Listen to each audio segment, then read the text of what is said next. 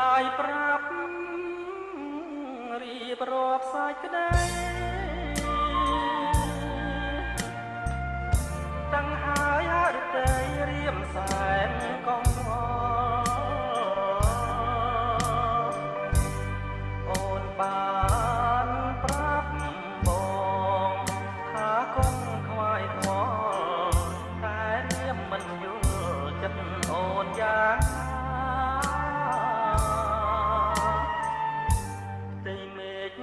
ស្រឡាញ់តែខ្វះគុណ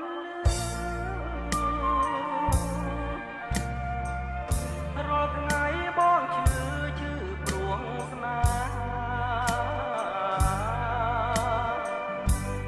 អូនផ្ដាំអើយបងរងចាំជីវ៉ាគុំអារៀបការឆ្នាំនេះមិនល្អ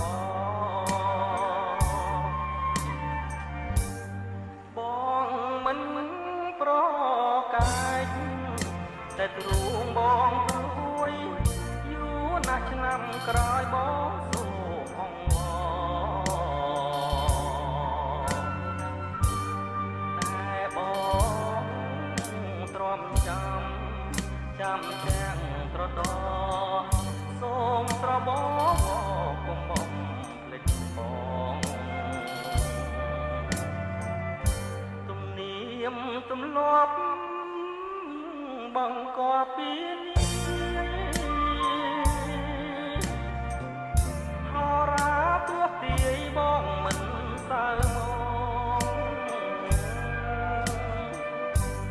តែអូនកុំភ្លេចណាកែវនួនល្អកុំភ្លេចម៉ែយើងណាប្រលឹង